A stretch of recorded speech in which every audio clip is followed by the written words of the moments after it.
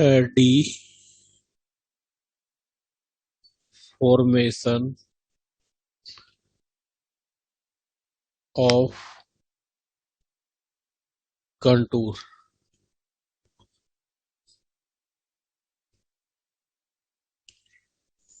Deformation का मतलब क्या है? आप कंटूर को बदलोगे, चेंज करोगे, आप नए कंटूर बनाओगे अपनी मर्जी से। इसमें क्या चीज होती है? सपोज आपका सी तो गिवन कंटूर होगा, C1 C2 up to CN। ये हम अपनी मर्जी से लेंगे, कुछ भी ड्रॉ करेंगे। आर क्लोज्ड क्लोज्ड कंटूर्स, ये सारे के सारे क्या है? क्लोज कंटूर्स हैं। और इनकी ओरिएंटेशन कितनी है? पॉजिटिव है। पॉजिटिव ओरिएंटेशन कौन सी होती है? Anti clockwise with a positive orientation. Positive orientation से मतलब क्या है कि एंटी क्लॉकवाइज चल रहे हैं सारे के सारे। ठीक है, इस तरह से है सच दैट जो C1 है, C2 है और CN है, ये सारे के सारे C के अंदर है, आर इंटीरियर टू C। मतलब सारे के सारे क्या है? C के अंदर है। ठीक है, but the regions but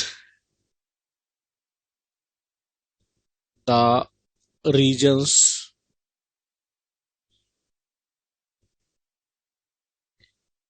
to each C के का मतलब क्या है? के की वैल्यू आप है 1 से लेके n तक पुट कर सकते हो, कोई भी। No point in common, have no point in common. क्या मतलब है इस बात का? इस बात का मतलब है C1 C2 में कोई कॉमन नहीं है, C2 C3 में कोई कॉमन नहीं है, CN-1 CN में कोई कॉमन नहीं है। मतलब वो आपस में नहीं कट करते, आपस में कट नहीं करेंगे। If F is analytic if F is analytic on each contour, मतलब अगर फंक्शन हमारा ना एनालिटिक है हर एक कंटूर पे, and and each point each point interior to C, interior to C, but exterior to all C के की value क्या है? 1 से लेकर n तक है। देन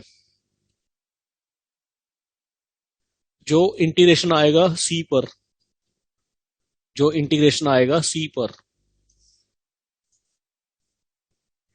वही क्या आएगा? सब के सम पर। जो इंटीग्रेशन आएगा सी पर वो आएगा बाकी सभी कंटूरों का सम, मतलब C1 पर प्लस C2 पर प्लस CN पर।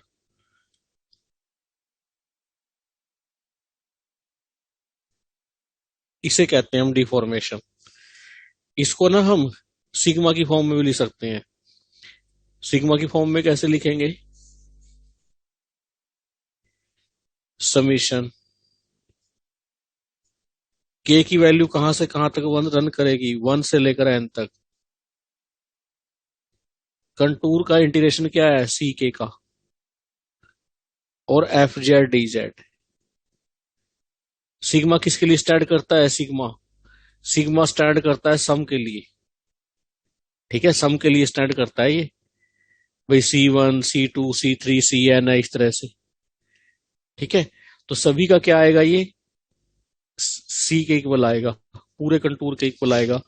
आप समझ नहीं पाए होंगे इस रिजल्ट को कि कहना क्या चाहता है इस रिजल्ट में, ये मीनिंग क्या है इसका, मीनिंग क्या है?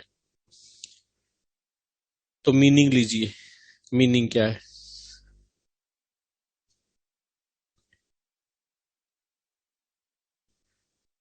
ये जो थ्योरी लिखने से आपको मीनिंग समझ में नहीं आएगा कि मीनिंग क्या है, जो मैंने थ्योरी लिखी हुई है। इसको प्रैक्टिकली समझना होगा कि क्या कहना चाहता है। जो लैंग्वेज लिखाई है मैंने वो समझ में आई है सबको? हाँ जी, कुछ समझ में आया लैंग्वेज में? सर हाँ जी। बाकी जगह तो ठीक है, बस एक पॉइंट जो है कंफ्यूजिंग है, क्या? जो आपने ये लिखवाया है कि and each point interior to C hmm. But exterior to all C के, हाँ। जबकि सी के जो है कंप्लीटली सी के अंदर लाई कर रहा है, हाँ।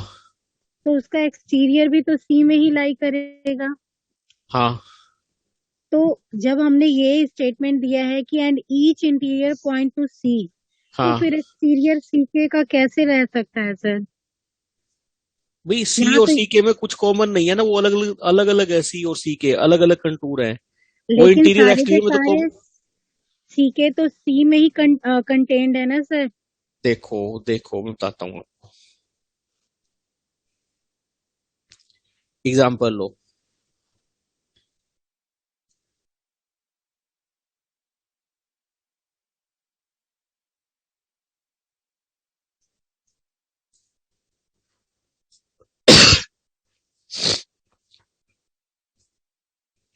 आपके पास है ये कंटूर है, उबड़ खाबड़ सा है कोई। ठीक है, ये कंटूर है, ये सी है, और बीच में क्या है? एक होल है, यहाँ होल है। जो एफ है वो है इन एनालिटिक है, इनसाइड एंड ऑन सी, ये गिवन है।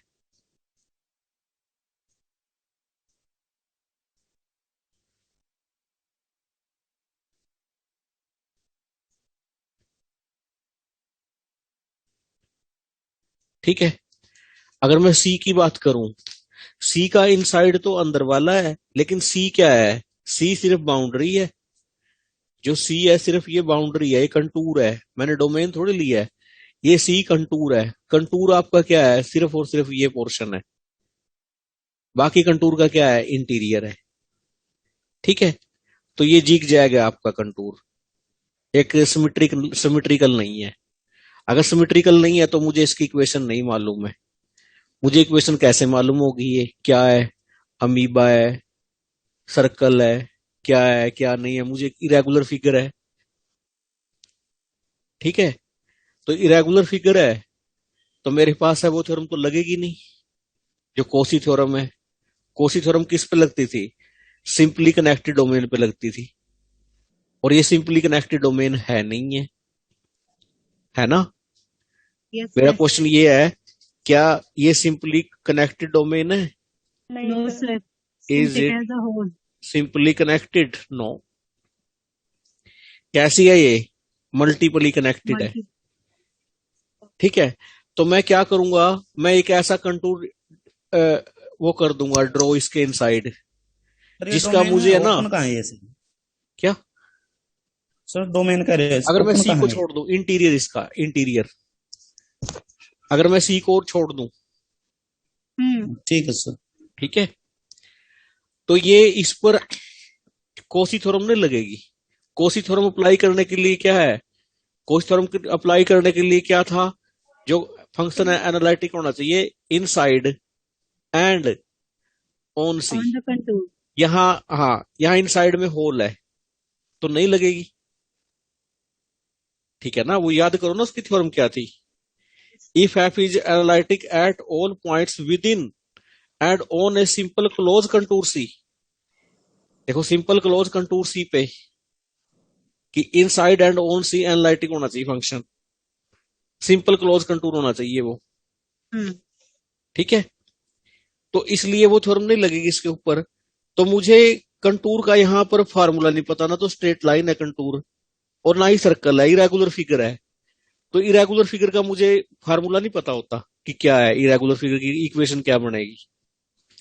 तो मैं क्या करूंगा, एक कंटूर ऐसा ड्रॉ करूंगा जिसकी इक्वेशन मुझे पहले से मालूम होगी। मैं इसके इनसाइड आइए सी ड्रॉ कर लिया मैंने,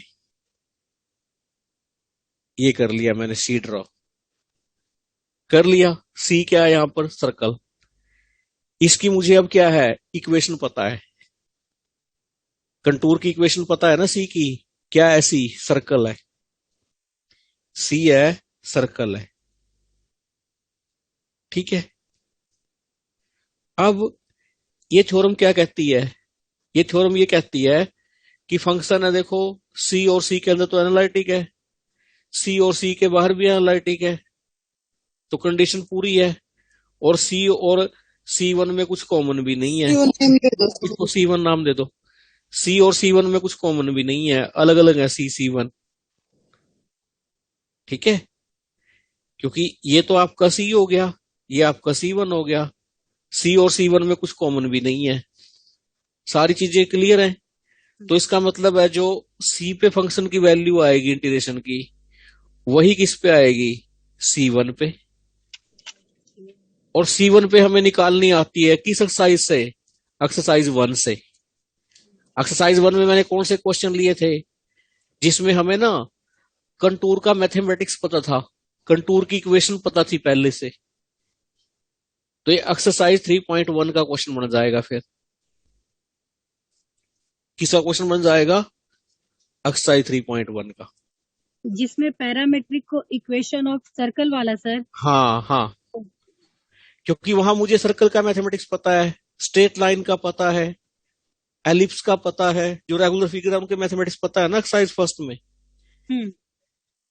तो यहां निकालना मुश्किल था, क्योंकि ना तो इसका इक्वेशन पता, ना कोसी थ्योरम लग रही। तो कहां जाए हम। हेलो सर, कॉमन पॉइंट जो बोले सर आप C1 और C में, वो बता दीजिए एक बार। देखो सी तो है पूरा का पूरा ये आउटर बाउंड्री ब्लैक, और C1 क्या है, जो रेड रेड बाउंड्री। दोनों में कॉमन तो कुछ भी नहीं है, सी और C1 में कुछ भी कॉमन नहीं है, ना कट नहीं कर रहे ना आपस में ये, या कर रहे हैं। केवल बाउंड्री बाउंड्री लेना है सर दोनों का। हाँ, ओके सर, समझ गए। क्योंकि जब सी और C1 की बात होती है तो सिर्फ बाउंड्री बाउंड्री है। अगर इंटीरियर सी की बात होती है ये पोर्शन आएगा, अगर एक्सटीरियर सी की बात होती है तब भी ये आएगा, अगर एक्सटीरियर C1 की बात होती है तो भी यही आएगा। समझ आई बात।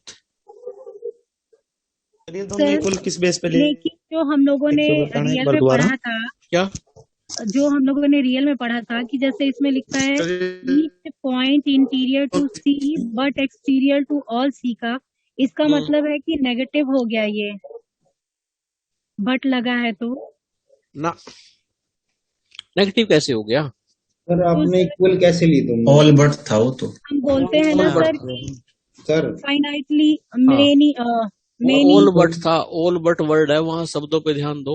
अच्छा, तुम ये सी और C1 इक्वल कैसे ठीक है लिया सर। आपने? Theorem, deformation theorem.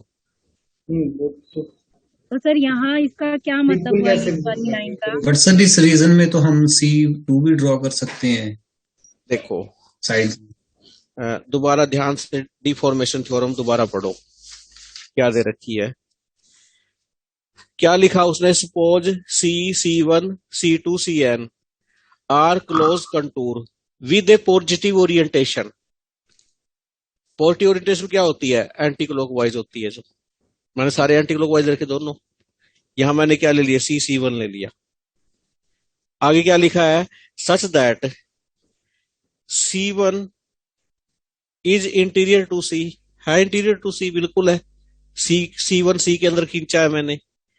But the region interior to each C1, each C1, देखो C1 का इंटीरियर क्या बनेगा, ये बना have no common point, have no common point, मतलब उनमें आपस में कोई कॉमन पॉइंट नहीं होगा। जो आप C1 और C2 का इंटीरियर ड्रॉ करते हो आपस में, मान लो मैं C2 यहां कर लेता, तो इनके इंटीरियर में कुछ भी कॉमन पॉइंट ना होता। ठीक है, कहता अगर एफ एनालिटिक है in each contour and each point interior to C but exterior to all C के, यहां पर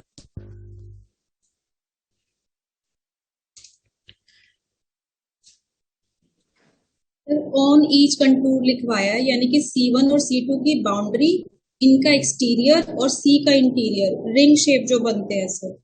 देखो देखो देखो देखो, आपको ऐसे समझ में नहीं आएगा ये। मान लो आप डॉक्टर के पास गए, आपके ना, आप स्कूटी चला रहे थे, आप स्कूटी से गिर पड़े।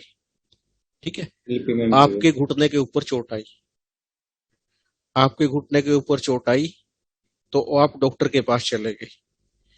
तो डॉक्टर ने क्या किया, डॉक्टर ने आपके घुटने के चारों तरफ, अब ये तो है नहीं जिस पोर्शन को चोट लगी है वो केवल उसको ही लोकेट करेगा, वो कुछ एक्स्ट्रा पोर्शन भी लोकेट कर देता है। मान लो उसने कुछ एक्स्ट्रा पोर्शन ऐसे लोकेट कर दिया, ये एक्स्ट्रा पोर्शन, और वहां पर है ना वो जो भी है दवाई वगैरह उसने लगाई, उस पोर्शन पे साफ किया फिटकरी वगैरह से, जो भी वो यूज कर रहा है। ठीक है, फिर दवा लगाएगा ताकि उसके जर्म्स है वो खत्म हो जाए। ठीक है, तो पहले तो उसने ज्यादा पोर्शन लिया जब वो साफ कर रहा था, लेकिन जब दवाई लगाने की बात आएगी तो उसमें से वो जिसको चोट लगी हुई है ना उसको लोकेट कर लेगा। अब उस दवा का इफेक्ट अगर वो रेड सर्कल में ड्रॉ करे उतना ही होगा अगर बाहर भी लोकेट कर लेता। देखो बाहर ये सी है, कोई फायदा नहीं है बाहर दवा लगाने का इधर पोर्शन में, क्योंकि उसकी दवाई है वेस्ट होती, ज्यादा लगती, और कुछ फर्क भी डालना था।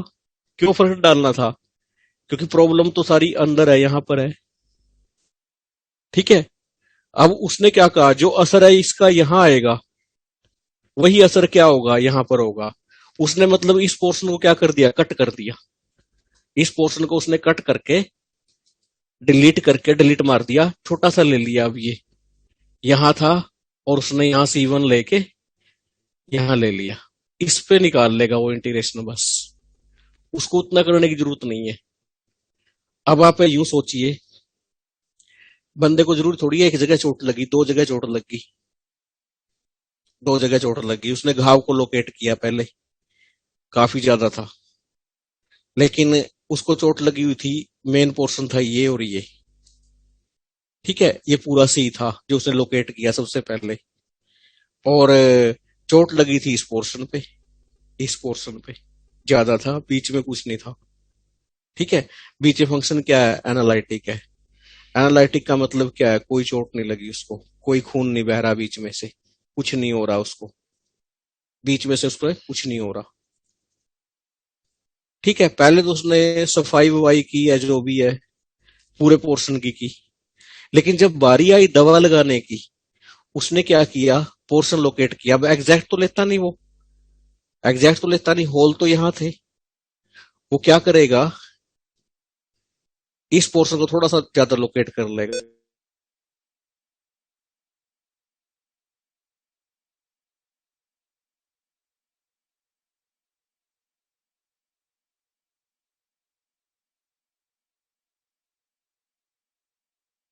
कि C1 का अंदर,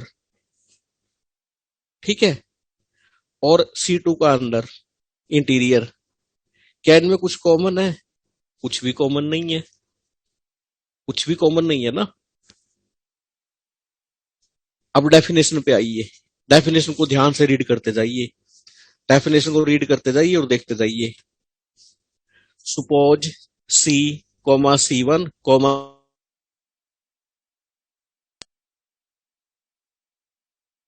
है विद पॉजिटिव ओरिएंटेशन, ये ओरिएंटेशन लेनी है सबकी, एंटी क्लॉकवाइज ले ली, such that C1 C2 are interior to C। भाई C1 और C2 कहां खींचने हैं आपने, C के अंदर, अब चोट लगी घुटने पे, आप ऐसे थोड़ी है छाती पे करोगे, या आप बाजू पे करोगे, या फेस पे करोगे, ऐसा थोड़ी है। तो कहाँ करेंगे? घुटने पे ही करेंगे ना। ठीक है, जो आपने मरहम पट्टी करनी है वो घुटने के पोर्शन पे ही करनी है, मतलब वो कहाँ है? इंटीरियर टू सी है। बट द रीजन्स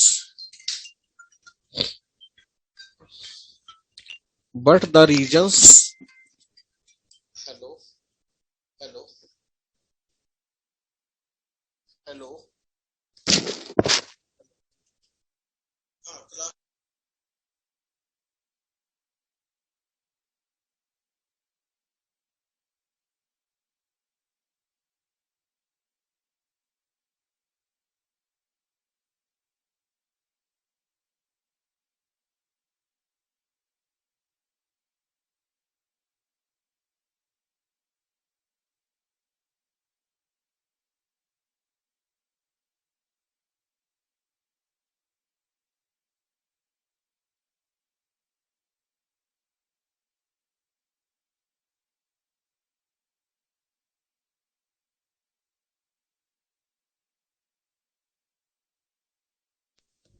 तो इसमें क्या आएगा भाई? क्या था? ध्यान से पढ़ लीजिएगा।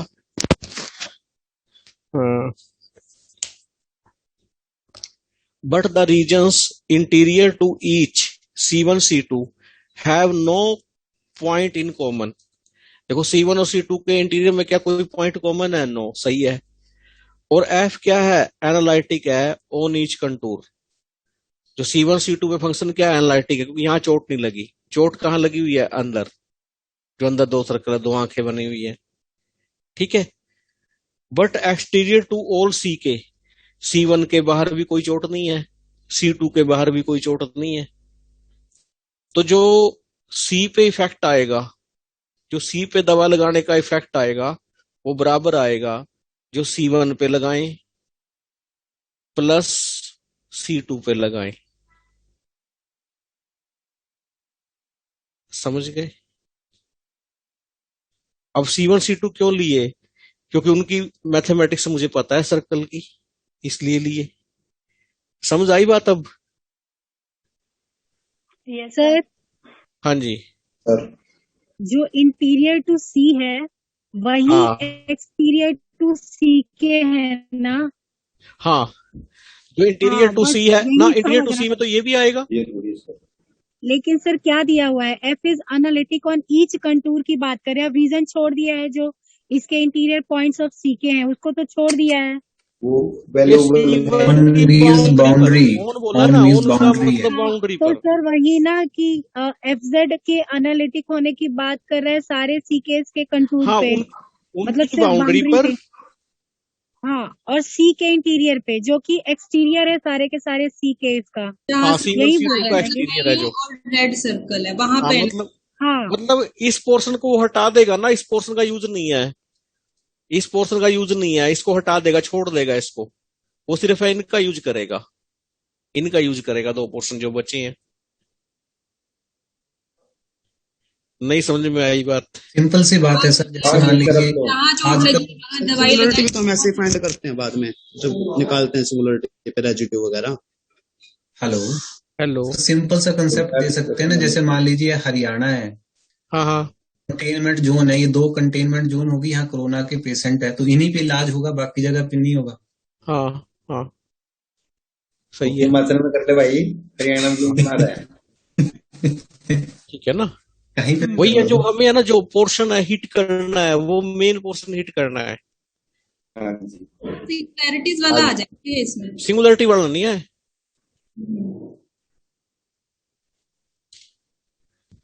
हेलो सर, मेरा एक क्वेश्चन था। हाँ सर कल आपने एक रीजन बनवाया था क्लोज्ड कंटूर का स्केयर में, हाँ हाँ, तो सर वो स्केयर क्या कंटूर बनाता है? बिल्कुल। सर बट सर कंटूर उसके जो कॉर्नर है सर, उसके कॉर्नर पे तो आ रहा है ना टेंजेंट जो हम। शार्प टर्न नहीं आ रहा, स्क्वायर के कॉर्नर पर शार्प टर्न नहीं आता। सर एक बारी बता दीजिए प्लीज, यहाँ पे डाउट रह रहा है। देखो, स्क्वायर के कॉर्नर पर शार्प टर्न नहीं आएगा। टेंजेंट खींच सकेंगे हम, ये टेंजेंट बन जाएगी।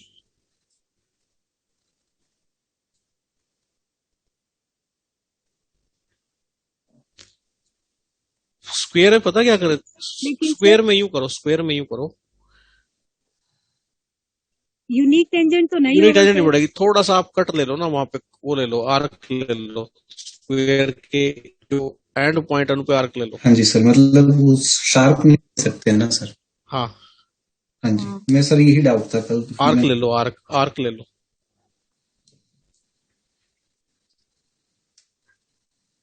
सर उसको वहां पे नॉट क्लोज्ड लिख देते हैं ना, नॉट डिफरेंशियल एग्जाम्पल हो जाएगा हमारे पास।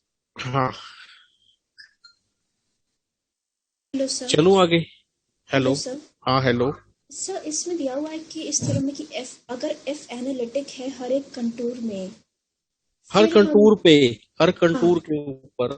तो हमें क्या चेक करना पड़ेगा पहले कि हर एक कंटूर पे ये वो तो एनालिटिक है कि दिख नहीं जाएगा, है? दिख जाएगा आपको, इजिली शो हो जाएगा।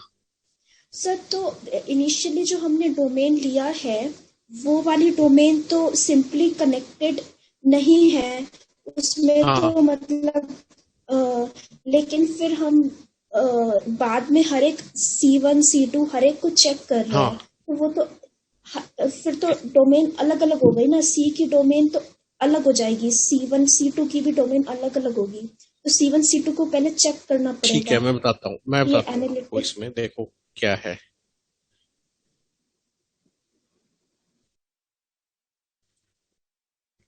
मान लीजिए आपका कंटूर ये है, फंक्शन ये है 1/z माइनस आई dz, ये है। एफ जेड क्या है, जेड 1/z माइनस आई है। अब डोमेन ऑफ एफ क्या बनेगी, सी माइनस आई बन जाएगी, क्योंकि आई पे एफ डिफाइंड नहीं है। ठीक है, अब जो डोमेन बनेगी आपकी क्या बनेगी, डोमेन हमारी बनेगी आई, आई यहां पर है, यहां पे डिफाइंड नहीं है, तो यहां होल आएगा, यहां क्या आएगा, होल आएगा, बाकी सारा पोर्शन बन जाएगी डोमेन आपकी।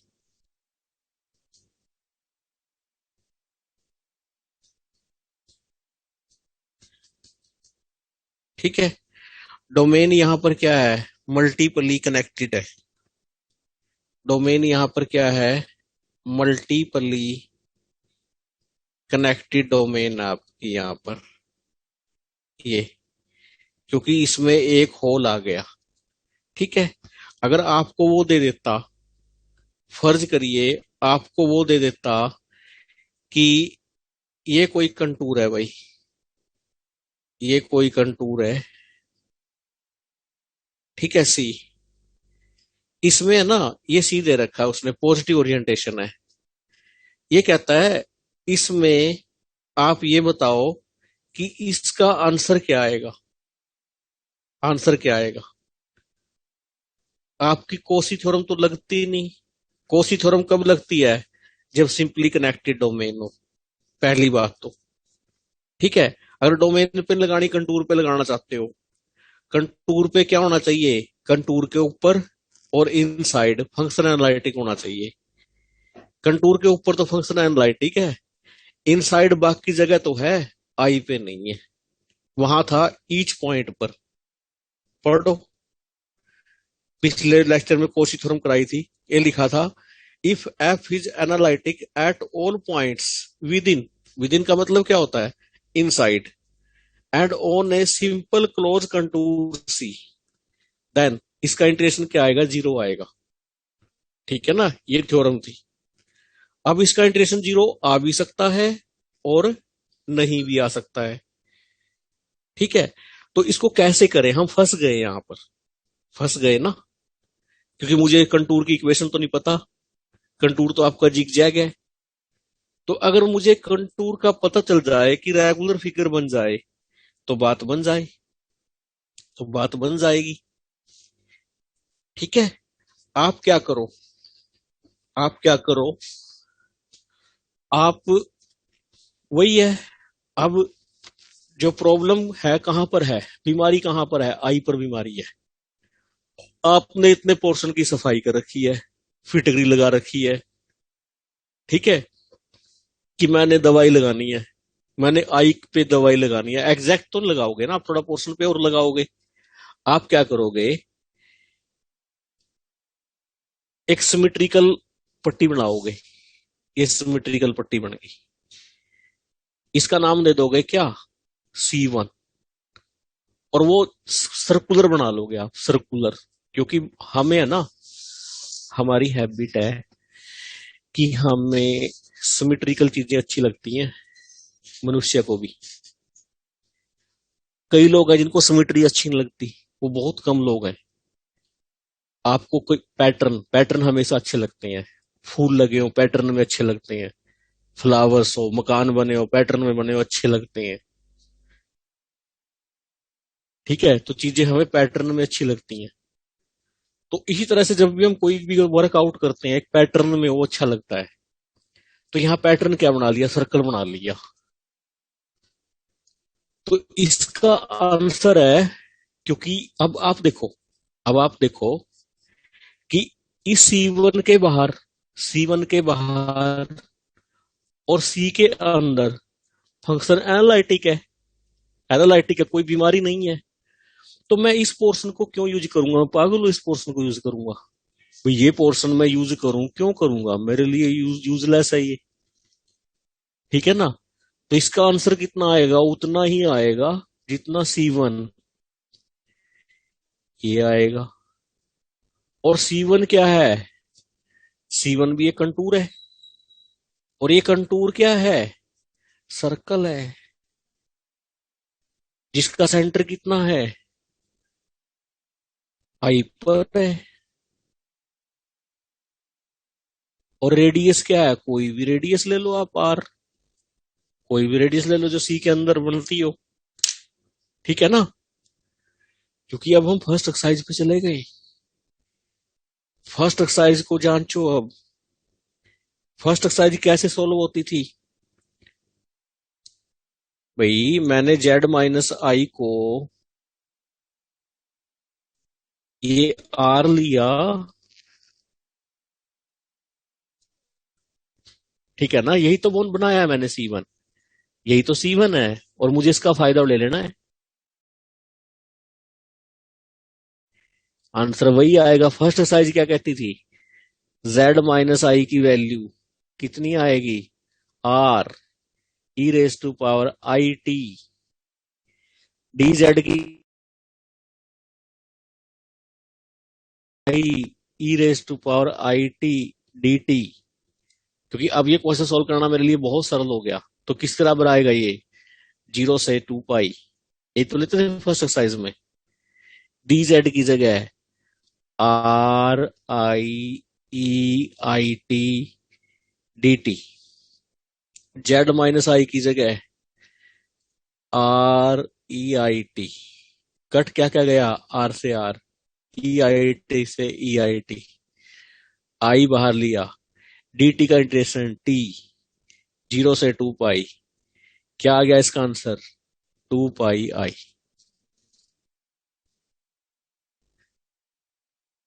समझ में आई, हेलो। हाँ जी sir. Yes sir. Yes sir.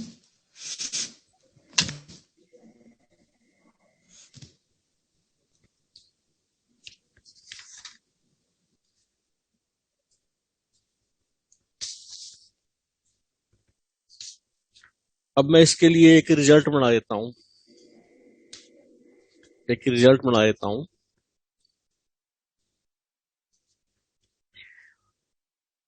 Rough कर दूं इसको, yes sir. Okay.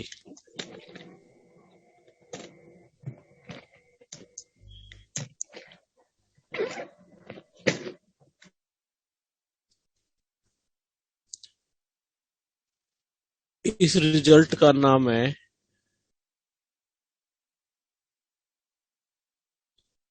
One by Z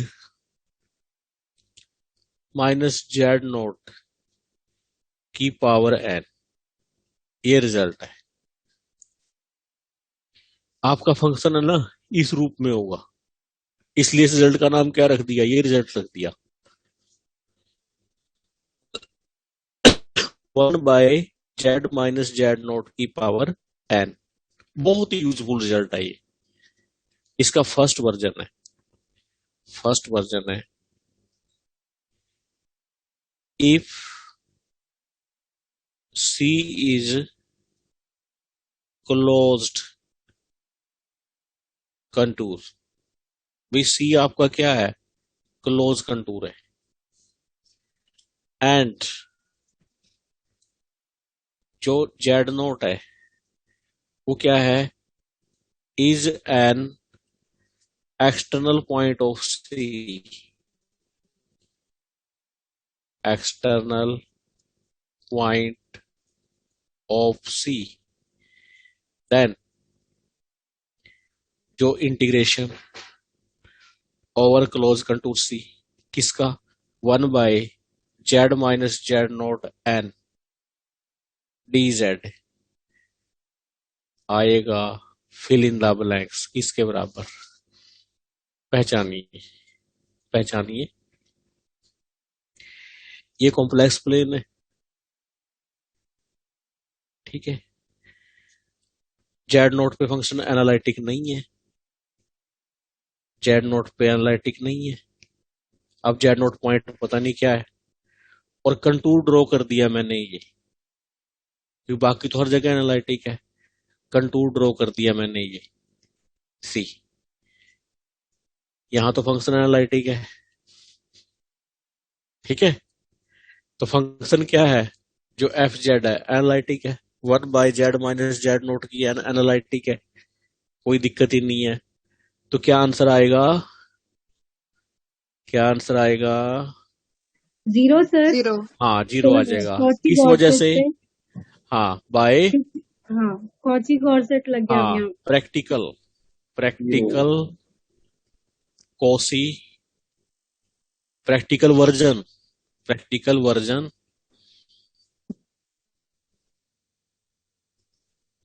of Kosi corset theorem, ठीक है। उसके प्रैक्टिकल वर्जन से इसका क्या आ जाएगा, जीरो आ जाएगा। तो पहला केस में तो ये होगा। सेकंड केस,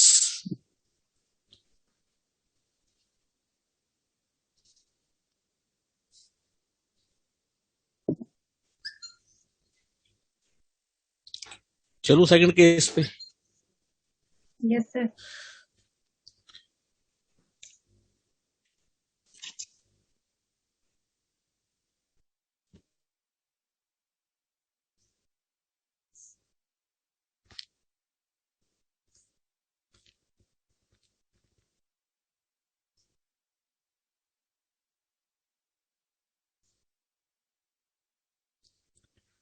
सेकंड केस में क्या है,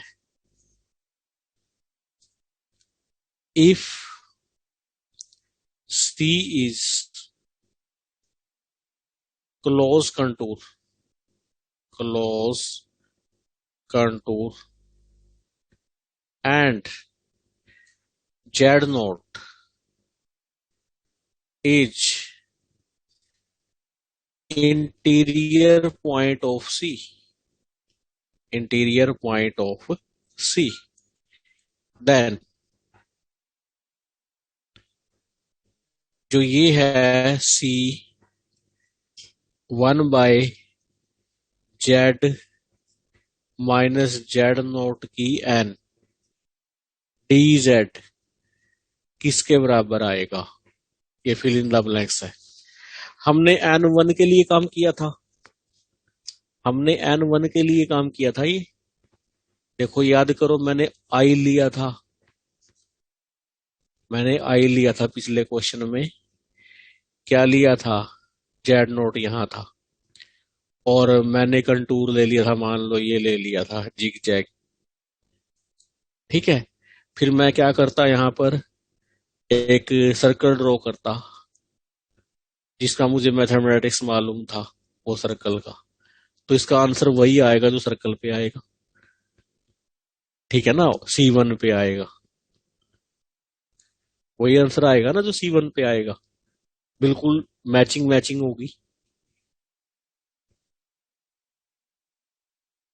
तो C1 पे आंसर जो आएगा वही आएगा, मतलब C1 1/z minus Z note की एन dz। और सर्कल क्या लिया मैंने, सेंटर जेड नोट लिया, तो Z minus Z naught equal to R. तो Z minus Z naught point क्या आएगा, R E raise to power I T. अब इसकी पावर की एन कितनी बनेगी, जेड माइनस जेड नोट की पावर एन कितनी बनेगी, ये बनेगी आर की N E raise to power I N T, ठीक है। और डी जेड कितनी बनेगी, यहां से निकाल लो डी जेड। डी जेड कितनी बनेगी भाई, आर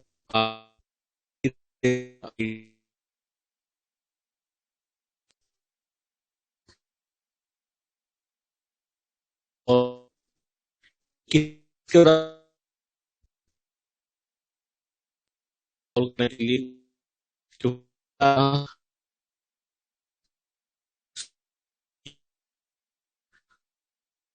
इसका टूर mathematics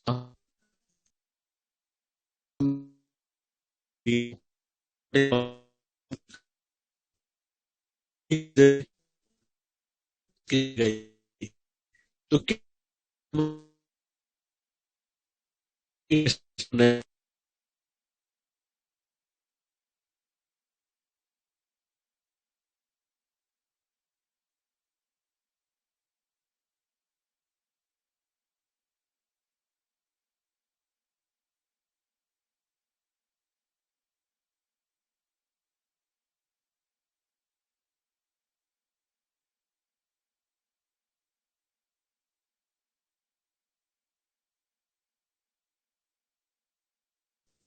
I N T D T, बोलो क्लियर है,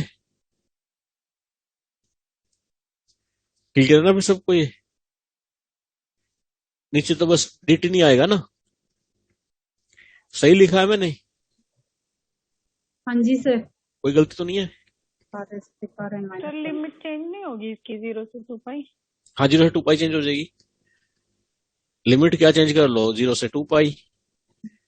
आर की पावर कितनी रह जाएगी बताओ, -n-1। हाँ ठीक है। तो हम दो केस बनाएंगे यहाँ पर, पहला जब n1 हो, क्योंकि आर कट जाएगा, दो केस बनाएंगे। पहला केस,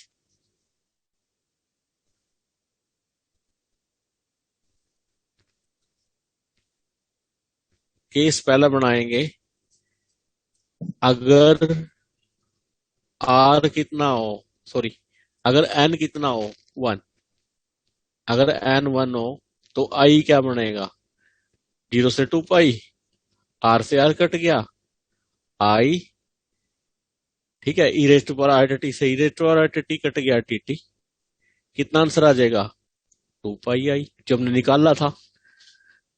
हमने 1/z माइनस जेड नोट की वैल्यू निकाली थी ना, तो 2 पाई आई आएगी, समझ गए। अच्छा क्या क्या सर -n+1 होगा आपका। नहीं, हाँ n1 ले लिया ना, कट जाएंगे ना आर से आर। अच्छा सर, जी सर। हाँ अब केस 2 लो, केस 2 में क्या है, अगर आर आपका 1 नहीं है, 1 नहीं है तो नहीं कटेंगे, तो कितना आएगा ये, I 1/r raise to power n-1, I ऊपर आएगा ही आएगा, ठीक है ना, सॉरी n1 ना हो, हाँ n1 ना हो तो I upon R N raise to power ये आएगा, और ई रेस टू पावर क्या बनेगा, आई कॉमन आ जाएगा, 1 minus N T D T, इस पे लगा दिया मैंने इंटीग्रेशन 0 से 2 पाई। ठीक है, इसको सॉल्व किया, फिर मतलब इसको I1 कह लो आप, इस इंटीग्रेशन को कह लो आप I2, तो I2 इंटीग्रेशन क्या बनेगा, I upon R raise to power N minus 1, E raise to power I theta का वही रहेगा, हो जाएगा E raise to power I 1 minus N T divide में आएगा आई 1 माइनस एन, और टी की वैल्यू कितनी है, 0 से लेके 2 पाई। अगर मैं इसको फर्दर सॉल्व करूं कितना बनेगा बताओ, आई अपॉन आर एन माइनस 1, आई से आई कैंसिल कर दो, आई से आई कैंसिल कर दो, 1 अपॉन 1 माइनस एन, नीचे वाला डिफाइंड है क्योंकि वो इक्वल टू 1 नहीं है, पहले ई की 2 पाई रखो टी की जगह, तो बनेगा ई की आई 2 पाई 1 माइनस एन, और एन यहां पर क्या है, नेचुरल नंबर है, एन यहां पर क्या है, नेचुरल नंबर है, ध्यान रहे, माइनस ई की 0, ई की 2 पाई आयटा कोस 2 पाई बनेगा, साइन 2 पाई 0 बनेगा, 1 आएगा, तो क्या आएगा 1 upon R raise to power N minus 1, 1 minus N, ये आएगा कितना आएगा, ई की पावर 2 पाई आयटा 1, ई की 0 1, तो क्या आंसर आएगा 0। समझ में आ गई बात। अगर एन 1 है तो आंसर क्या आएगा 2 पाई आई, अगर एन 1 नहीं है तो आंसर कितना आएगा 0।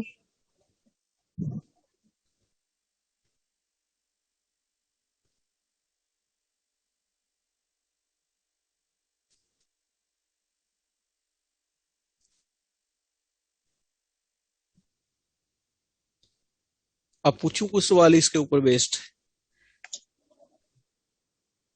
सर हाँ जो अभी आपने इस क्वेश्चन को सॉल्व करने के लिए इसका जो फिगर बनाया था, हाँ हाँ जेड नॉट पे चूंकि हमारा जो फंक्शन है वो सिंगुलैरिटी दे रहा था, डिफाइन नहीं था एक तरह से, तो हमने एक्चुअली क्या किया कि हमने एक कंटूर बना लिया जहाँ पे फंक्शन एनालिटिक था, हाँ फिर वो जो उस कंटूर पे फंक्शन का बिहेवियर था हाँ वो मैटर कर जाता है, फिर सिंगुलैरिटी हम एक तरह से एक्सीड कर दे गए, यही मतलब हुआ ना इसके। ना, सिंगुलरिटी हमने छोड़ दी नहीं है, हम एक्सरसाइज 3.1 पे ले गए इसको, क्योंकि हमने ऐसा कंट्रोल बना लिया जिसकी इक्वेशन हमें पहले से मालूम थी।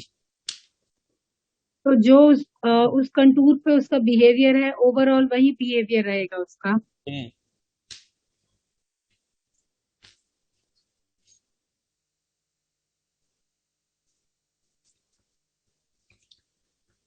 क्लियर है ना बात ये, क्योंकि जब आप क्वेश्चनों में यूज करोगे आपको देखते ही पता चलना चाहिए, इस पे आप कोसी थ्योरम यूज कर रहे हो, इस पे आप 1 by Z minus Z note की एज रिजल्ट इस्तेमाल कर रहे हो, कहाँ क्या यूज कर रहे हो आपको देखते ही पता चल जाना चाहिए वो। अब कुछ क्वेश्चनों के आंसर दो।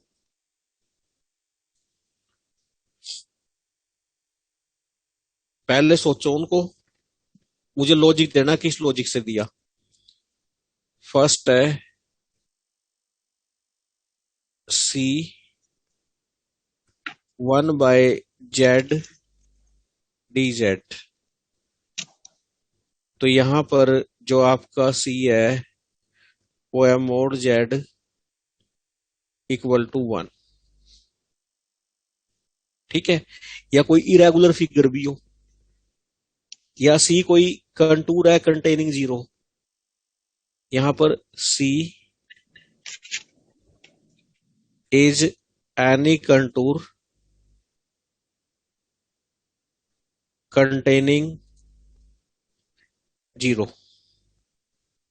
दूसरा C 1 by Z square D Z, और सी वही है, any contour containing zero. Third है C 1/z³ dz, C any contour containing zero. Fourth है सी 1/z-1 dz, वही है। फिफ्थ है सी 1/z⁻², वही है।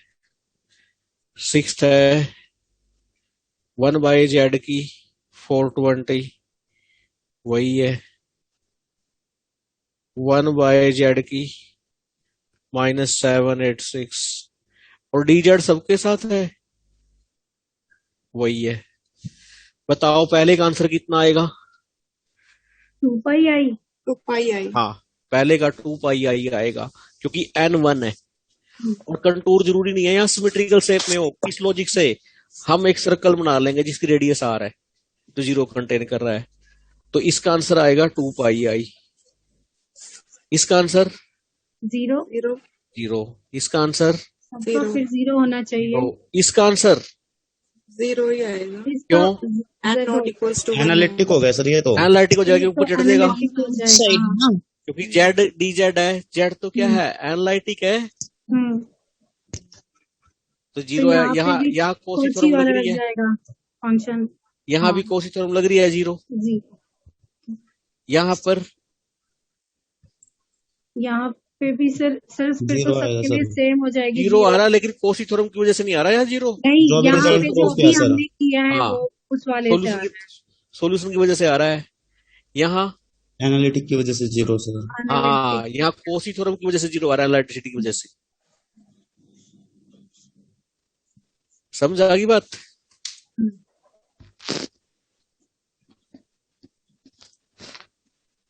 अच्छा, अगर मैं यूं कर दूं, यूं कर दूं 786/z+i dz,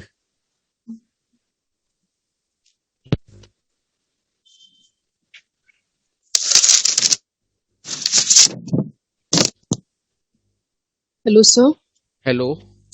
वो लास्ट ऑप्शन में आपने क्या लिखा है? 1/z⁻⁻786। हाँ जी। Okay sir.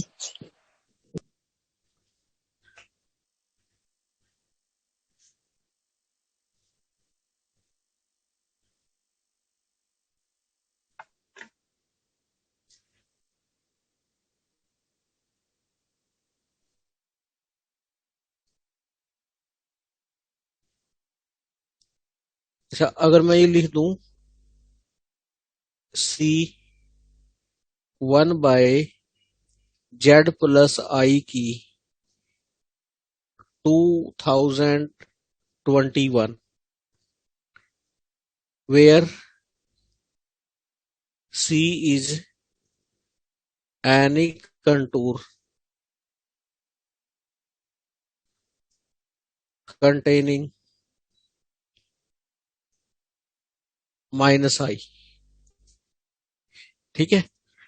और यहां पे डाल दूं मैं c 2022/z+i, यही है। यहां डाल दूं मैं c 786,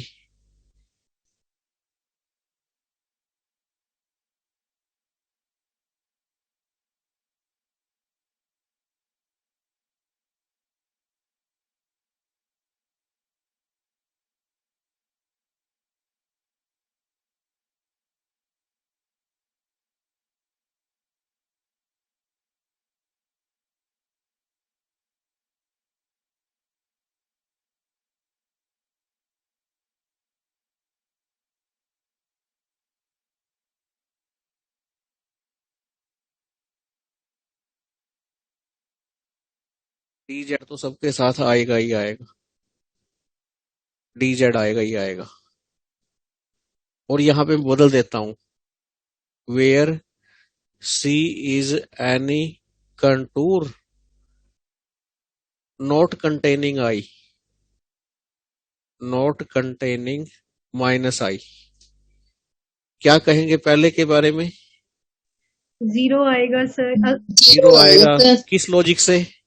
जो n नॉट इक्वल टू 1 जो हमने एनालिटिक हाँ, एन नॉट इक्वल टू 1 की वजह से, एनालिटिसिटी की वजह से नहीं, एन नॉट इक्वल टू 1 की वजह से। और यहाँ पर एनालिटिक नहीं होगा जब z equal to minus iota को कंटेन नहीं करता है। क्या? सर ये जब z equal to minus iota को कंटेन नहीं करा तो एनालिटिक नहीं बनेगा। कंटेनिंग है, के लिए है ना, पहले तो कंटेनिंग के लिए है, लास्ट के लिए है वो तो। ठीक है सर, फिर ठीक है। हाँ, सेकंड 2 पाई आई सर, n हाँ 2 पाई आई आएगा और साथ में 2022 भी आएगा। उसको मत भूल जाना। हाँ सर, कांस्टेंट उसको बाहर रखेंगे 2000 इसको और 2 पाई आई, क्योंकि वो रिजल्ट किसके लिए है? 1 बाई के लिए है। ठीक है, ये गलती करते हैं हम अक्सर एग्जाम में। थर्ड का सर जीरो, जीरो आएगा किस वजह से? N not equal to 1। n not equal to 1। Next का सर एनालिटिक हाँ, एनालिटिक हो जाएगा, ऊपर चढ़ जाएगा ये। और ये वाला सर एनालिटिक है इसलिए जीरो आ जाएगा।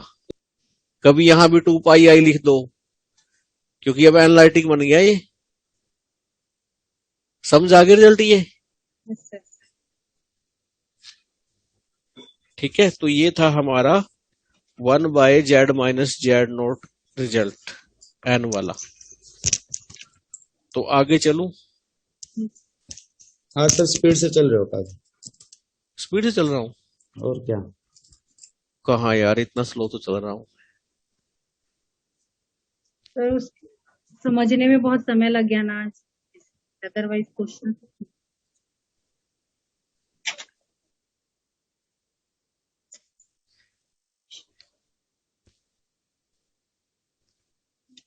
स्पीड ज्यादा है क्या भाई? नहीं सर, चलिए आगे। अच्छा, इतनी धीमी गति से तो कोई भी नहीं चलता होगा। सही फरमा रहे हैं। इतने मजे ले लेके तो कोई भी चलता होगा, सभी भागम भाग लगे रहते हैं।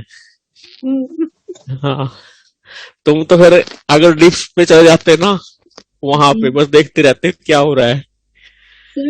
ऑफलाइन में बिल्कुल ऐसे भगाते ना सिलेबस। हाँ, जो मेरे पास भी होते हैं ऑफलाइन, फिर भी ऐसे ही होते, मैं भगाता हूँ ऐसे ही। सर जो सर डिप्स इंटेलिजेंट वाले होते हैं, रिजल्ट जो देखो ना जिनका आप सर। बेसिक बहुत मजबूत होता है सर, वो तो पकड़ लेते हैं। हाँ मेरे जैसे डफर होना, वो पता है सर, एक हफ्ते पीछे हाँ, चलते हैं। नहीं रिजल्ट तो उनके पास है क्रीम आती है, रिजल्ट तो आते हैं। रिजल्ट वो सर 2 साल बाद आते हैं उनके। हाँ, स्टार्टिंग में कम निकलते हैं उनके, इतना सारा दिन तो वो लगे रहते हैं और सुबह सर से शाम पता है एक चीज और भी है ना सर, कि जैसे जो बच्चे एक बार कर लिए कोर्स ना, वो स्टिल वहां बैठते हैं, डाउट क्लियर करते हैं, प्रैक्टिस करते हैं। तो हाँ, भीड़ वो देखने में आती है। और रिजल्ट पता है सर, बहुत रेयर ऐसा देखा है कि ये वाला बैच ज्वाइन हुआ और इसका रिजल्ट निकला हो। ये सच्चाई है, ये सच्चाई है, ये हर जगह की सच्चाई है। हाँ, ये बैक वाले ही निकालते हैं। और सर बैक वाले निकालते हैं, जो करंट वाले हैं वो निकालते हैं, जो लोग अभी अभी एमएससी कर रहे हैं, अच्छी जगह से कर रहे हैं। या सर पता है, जैसे कई लोग ये भी होते हैं सर, कि जिनका ना बहुत लंबा प्रैक्टिस हो जाता है, लेकिन थोड़ा सा वो बोलते हैं ना कि जैसे 100 को 107 में नहीं बदल पा रहे हैं, या 104 को 107 में नहीं बदल पा रहे हैं, फिर वो हाँ, बच्चे आते हैं तो वो दुरुस्त हो जाते हैं, वो निकाल पाते हैं उसी बैच में। हाँ लेकिन वो जी, भी हाँ सर जी, हाँ बहुत जी। मेहनती होते हैं। हाँ हाँ हाँ, हमारे कई वाले निकालते हैं, बहुत सारे यहाँ कुछ यूनिवर्सिटी वाले, ये बहुत निकालते हैं।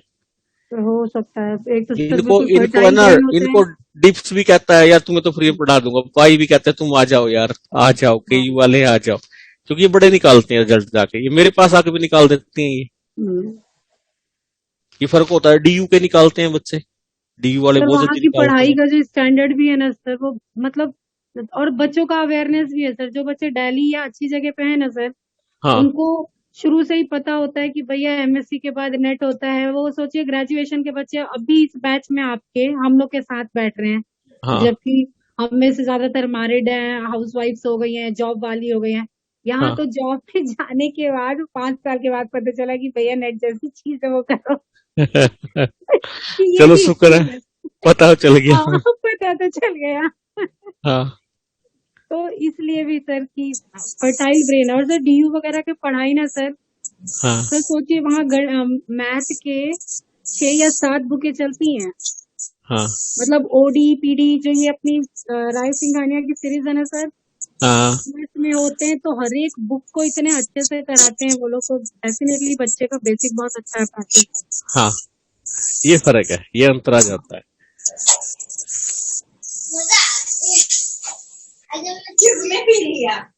और यहाँ तो सर आरडीबीबी में सर 3 बुक ही मैथ की खत्म करने में ना मतलब लगता है रोने धोने लग जाते हैं, जबकि मिला हाँ मिला के रियल और कॉम्प्लेक्स हो गया, एनए और वो हो गया, तब ये हाँ, हाल है। नहीं मुझे इसलिए पता है ना, मुझे फ्लेवर पता है, तभी मैं उसके अकॉर्डिंग पढ़ा रहा हूँ ना आप लोगों को, क्योंकि आप लोग है जहाँ से बैकग्राउंड है, जिस हिसाब से है वो दिखते आती हैं, तो उस हिसाब से मेहनत करनी पड़ती है। चलिए नेक्स्ट पे, बातों में यूं ही बस टाइम बीत जाएगा, आगे चलते हैं। अब है Kosi integral formula. Kosi integral formula के 2 वर्जन है। वाइंडिंग नंबर पे भी आऊंगा मैं इसके बाद, एक वाइंडिंग नंबर है। ये टॉपिक बड़ा इंपॉर्टेंट है पूरा का पूरा। पहले Kosi integral formula, Kosi integral formula.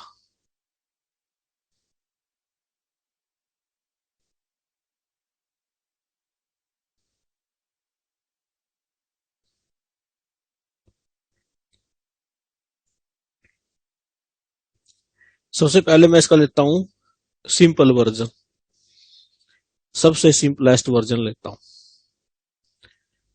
फिर लूंगा मैं जनरल वर्जन, क्योंकि आपको ये देखना है ना इससे जल्दी आंसर किस में मिल रहा है। सिंपलेस्ट वर्जन में अगर आप जनरल वर्जन करोगे और पेपर में सिंपल वर्जन का क्वेश्चन आ गया, तो आप उसको पहले जनरल वर्जन सिंपल वर्जन में कन्वर्ट करोगे और फिर आंसर निकालोगे। इससे डायरेक्ट निकल आता आपका आंसर। दोनों वर्जन करते हैं। क्या है इसकी statement? If F is analytic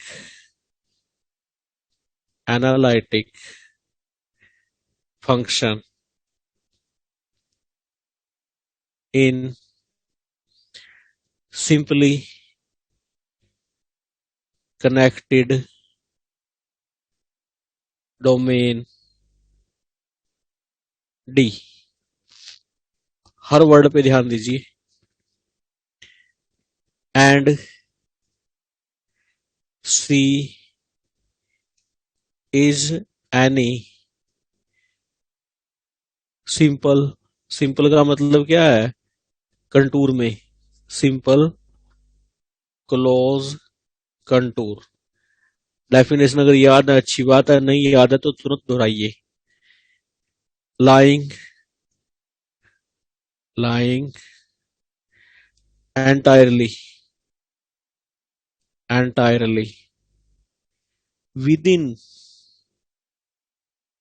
within D, मतलब डी के अंदर लाई होना चाहिए completely. Then for any point Z not, और वो जेड नोट पॉइंट किसका होना चाहिए? विद इन सी का। विद इन की बात कर रहा हूं ना जब मैं, इनसाइड के लिए करता हूं मैं। जब भी आप विद इन लिख रहे हो इसका मतलब है इनसाइड है, बाउंड्री पे कभी नहीं। ठीक है, जो इसको करूंगा सी को, जो एनालिटिक फंक्शन होता है वो अपर होता है यहां इसमें, जबकि कोसी थ्योरम में क्या होता था? पूरा कंप्लीट फंक्शन होता था एफ। यहां पर एफ है, अपर पार्ट होता है, और नीचे क्या होगा? Z minus Z note D Z. ये सिंपल वर्जन है क्योंकि एन वन है इसमें एन वन है। जब हम पर्टिकुलर केस करूंगा ना मैं जनरल वर्जन का, तो एन वन लूंगा उसमें। ठीक है, ये किसके बराबर आता है? ये आंसर आएगा क्योंकि 1/z-z नोट रिजल्ट यूज किया था, क्या आंसर देता था? 2πi time f time z note. ठीक है, इसका जो प्रूफ है वो उसी से है जो हमने भी किया था। हाँ जी, समझ में आ गया?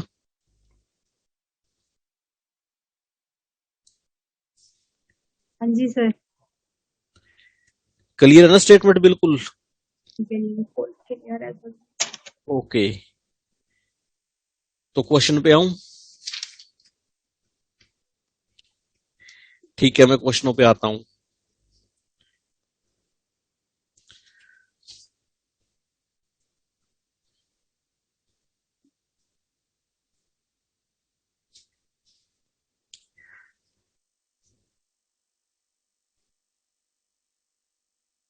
अब मान लो आपको ये कैलकुलेट करना है। सी है, ये है 1/z/dz। Hello sir. हाँ हेलो। सर पिछले स्टेटमेंट में Z0 पर फंक्शन नहीं डिफाइंड है, तो वो जो डोमेन है वो सिंपली कनेक्टेड कैसे हुआ? f z ना कि 1/z-z नोट। जो ऊपरला फंक्शन है, जो ऊपर वाला फंक्शन है वो। हाँ, पूरा एनालिटिक है पूरी उसमें डी में, तो इसका मतलब सिंपली कनेक्टेड हो जाएगी। तो जैसे ये है, ठीक है, 1/z-dz, और c क्या है यहाँ पर? Mod z equal to 1। ठीक है, मैं वो रिजल्ट लगाऊंगा तो भी आंसर 2π आएगा। अब मैं ये लगाना चाहता हूँ इसके ऊपर, कोसी इंटीग्रल फार्मूला लगाना चाहता हूँ। 2πi अगर मैं इस पे कोसी इंटीग्रल फार्मूला लगाऊंगा तो मुझे fz की जरूरत पड़ेगी। ठीक है, तो मैं इसको दो तरीके से कर सकता हूं। पहले तो मैं इसको कर सकता हूं by the result 1/z-z note की n।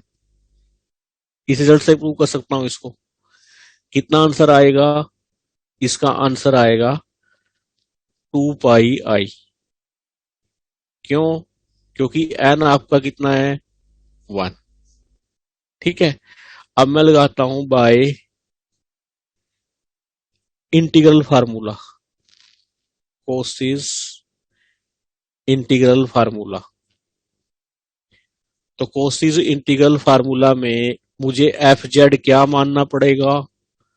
मुझे fz मानना पड़ेगा 1। z नोट कितना है? 0 है। ठीक है, कंटूर क्या है?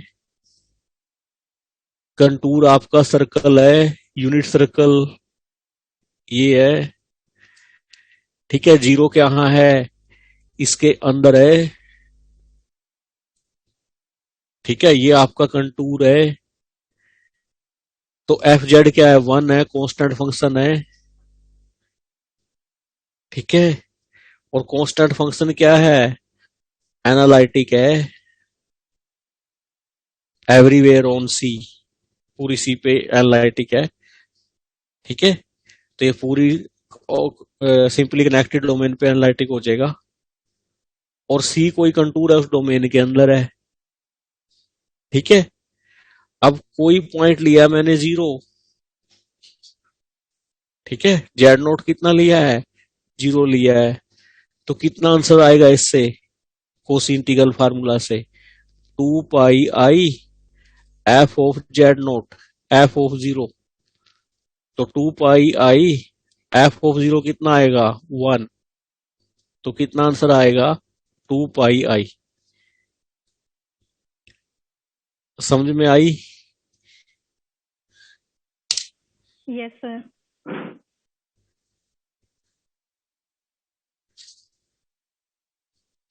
ठीक है, तो ये आ जाएगा।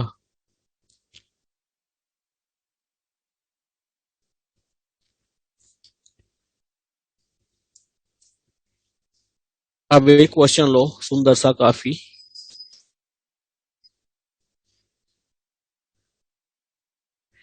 जिसमें एक साथ है कई चीजें लगेंगी, एक साथ है कई चीजें लगेंगी। आपको ये इंटीग्रेशन एग्जाम में फाइंड आउट करना होगा। 5z plus 7 upon z square plus 2z minus 3 dz। ठीक है, ये क्वेश्चन आपका। और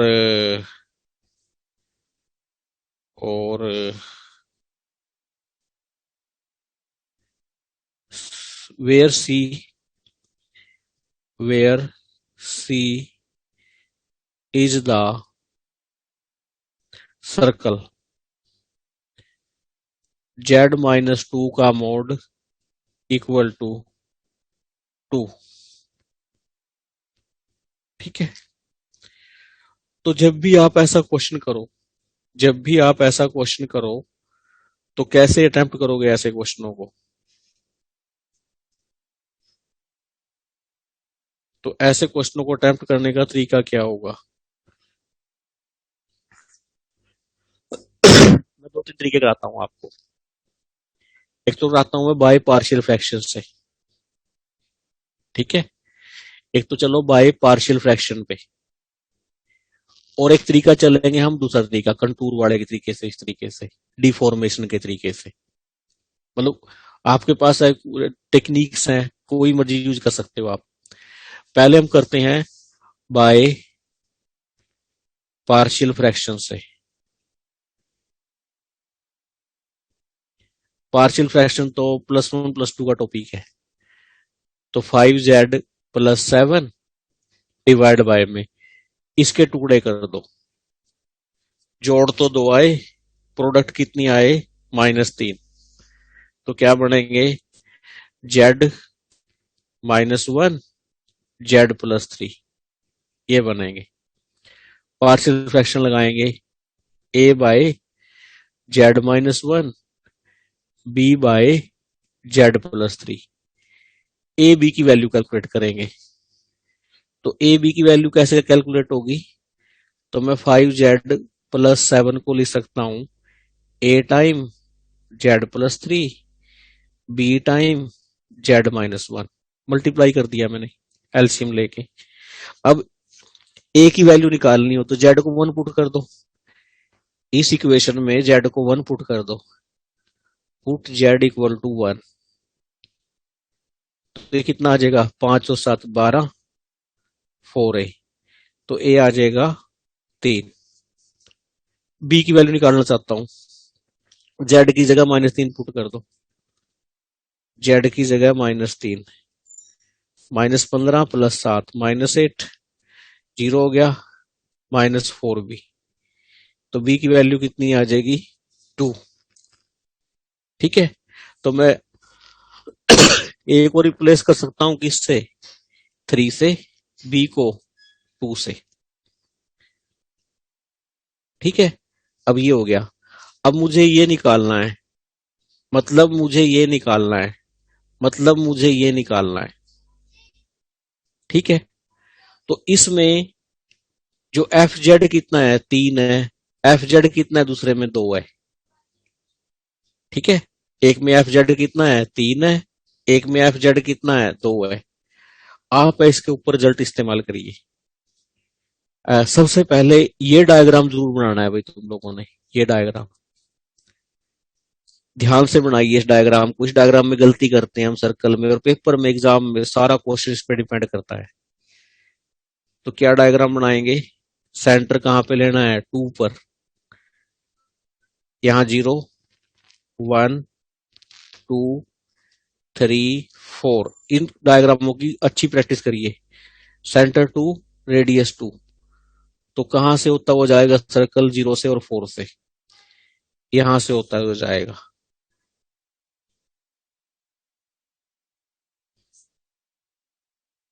ठीक है, फिर लोकेट करिए जो सिंगुलरिटी है। यहां सिंगुलरिटी कितनी है? 1 है। 1 पे एक रेड पॉइंट ड्रॉ कर दीजिए। -3 आउटसाइड है। ठीक है,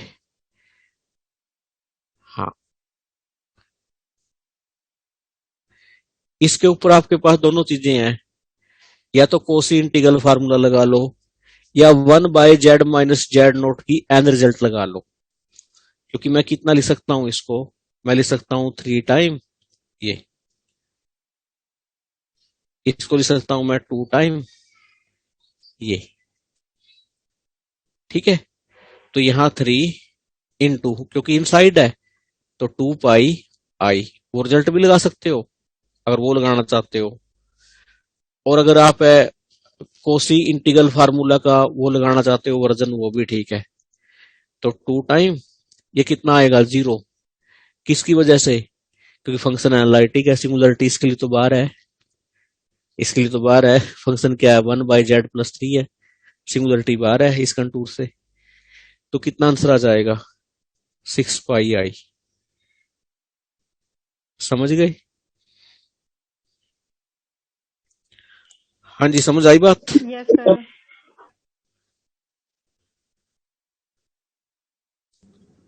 सर ये z1/z-1 ये 2 पाई आई कैसे हो गया? वो n1 है, जेड नोट इनसाइड है, जेड नोट इनसाइड है, वो बड़ा result 1/z minus Z note की एन रिजल्ट।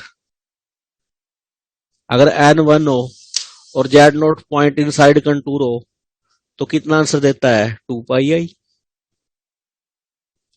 अगर यही आउटसाइड होता 0 आंसर देता।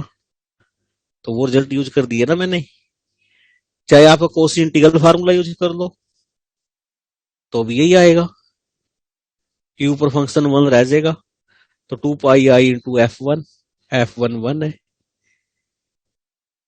ठीक है,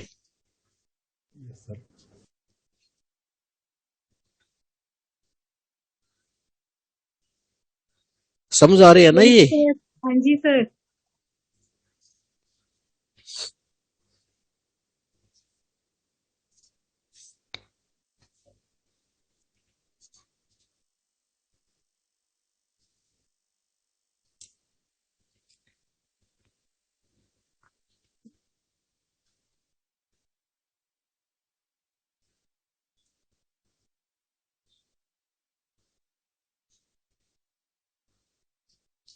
अब मान लो आपको ये कैलकुलेट करना है 1/z² + 1 dz, ये कैलकुलेट करना है।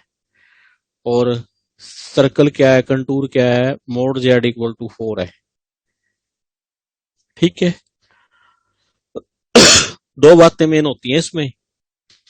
एक तो कि आप इंटीग्रेशन देख के रिजल्ट कौन सा इस्तेमाल करना चाहते हैं, क्योंकि जब आप पूरा कोर्स कर लोगे ना इंटीग्रेशन का, रेसिड्यू थ्योरम वगैरह सब कुछ कर लोगे, फिर हम रेसिड्यू थ्योरम भी इस्तेमाल कर लिया करेंगे, कभी इंटीग्रल फार्मूला, कई बार 1/z माइनस जेड नोट की एन रिजल्ट, हम सबकी ना लिस्ट बना लेंगे।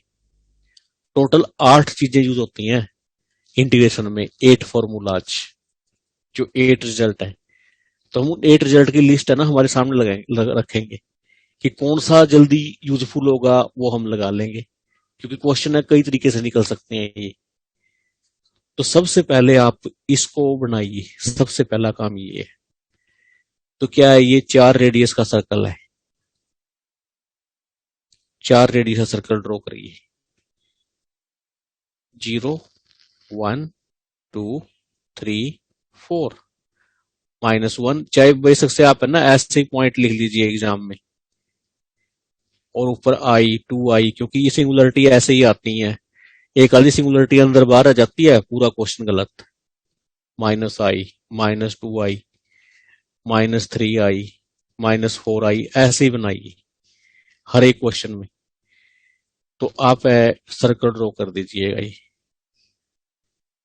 ठीक है, हमें तो रफली आइडिया लेना है। अगर नहीं दे रखा है एंटी क्लॉकवाइज रखना है, अगर उसने क्लॉकवाइज दे रखा है आंसर के साथ पहले माइनस लगा दीजिए। अगर उसने क्लॉकवाइज ओरिएंटेशन ले रखी है, ओरिएंटेशन का एग्जाम में ध्यान रखिए, अगर ओरिएंटेशन मेंशन नहीं है तो काउंटर क्लॉकवाइज लीजिए। अगर ओरिएंटेशन मेंशन है क्लॉकवाइज, फिर पहले माइनस लगा लो जो आंसर लिख रहे हो आप। ठीक है, तो ये होने के बाद आप इसको 0 के बराबर रखो, हमेशा इसको 0 के बराबर। जो नीचे वाला पार्ट है। तो जेड स्क्वायर प्लस 1 0, तो जेड की वैल्यू आएगी प्लस माइनस आई। तो फैक्टर क्या बनेंगे इसके? फैक्टर बनेंगे इसके 1 by Z plus I, Z minus आई। जब भी लीनियर फैक्टर हो पार्शियल फ्रैक्शन तो बड़ा जल्दी लगता है, कोई दिक्कत ही नहीं आती। 1 बाय जेड माइनस आई, पहले लीनियर फैक्टर में से दूसरा लीनियर फैक्टर घटा लो, जो आंसर आएगा उससे डिवाइड कर दो, क्योंकि जेड प्लस आई माइनस जेड प्लस आई 2i आएगा, इससे डिवाइड कर दो। ठीक है, दोनों तरफ इंटीग्रेशन लगा लो अब, क्योंकि मेरी चाहत क्या है, ये कैसे पूरी होगी? 1 बाय 2i तो बाहर, इस पे लग जाएगा, माइनस 1 बाय 2i बाहर, इस पे लग जाएगा। ठीक है, चीजों को सिंपल करिए। अब आप देखिए, पहले इसका इलाज करिए, क्या है ये, क्या आंसर देगा? हाँ जी, बता सकते हो क्या आंसर देगा? आप रेड पॉइंट जरूर लोकेट करिए जब आप यहां प्रैक्टिस कर रहे हैं घर पर। आई ये है, हाँ 2 पाई आई देगा ना, इसका भी 2 पाई, इसका भी 0। हाँ, क्योंकि ये कितनी है सिंगुलरिटी, माइनस आई है, ये भी है, हाँ, तो ये भी 2 पाई आई देगा उस रिजल्ट से। तो क्या आंसर आ जाएगा? 0।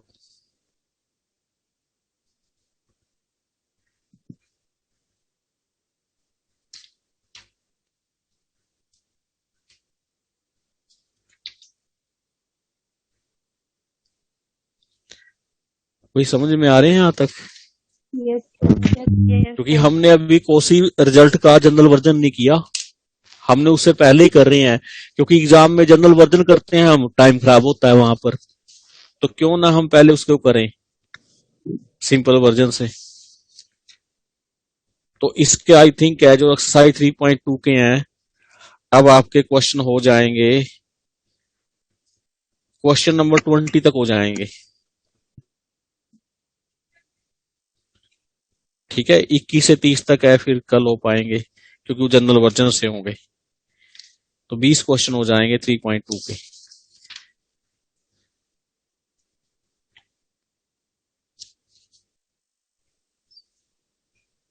Hello sir. हाँ हेलो।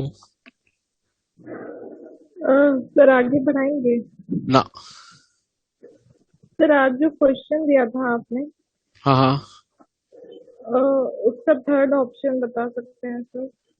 उसका थर्ड ऑप्शन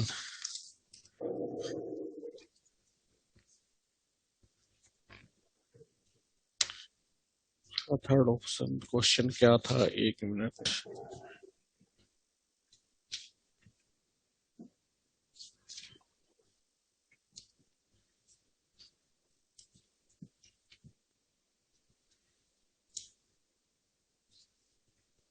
क्वेश्चन ये था हमारा,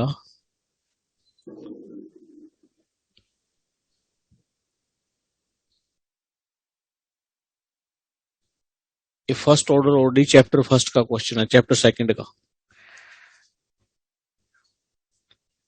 कोई फंक्शन दे रखा है हमें ए, या अल्फा से नोट है, अल्फा से नोट आई थिंक, अल्फा की जो डोमेन दे रखी है वो दे रखी है 0 से इन्फिनिटी, कोडोमेन दे रखी है आर। ठीक है, कॉन्टिन्यूस फंक्शन दे रखा है, और एक ओडी है, ओडी है Y dash X, alpha non negative है, क्या है, अल्फा एक्स है, वाई एक्स है, एक्स पॉजिटिव है और वाई 0 पर वैल्यू है, वाई नॉट दे रखी है और नॉन जीरो है। स्टेटमेंट ट्रू पूछी है कितनी है। ठीक है, तो क्यों ना हम पहले इसको सॉल्व करके रख लें। तो इसको सॉल्व करेंगे तो क्या आएगा, क्योंकि ये बनेगा Y dash X, variable separable लगा दो वाई एक्स, और यहां बन जाएगा ये अल्फा एक्स। ठीक है, अगर हम ऑप्शंस में ध्यान दें, ऑप्शंस में हमारे पास क्या दे रखा है, इनिशियल पॉइंट दे रखा है 0, इनिशियल पॉइंट दे रखा है 0। और क्या पूछ रहा है, ये फंक्शंस की बाउंड्रीनेस पे क्वेश्चन किया है इसने। क्या किया हुआ है इसने कि अगर ये आता है 0 to infinity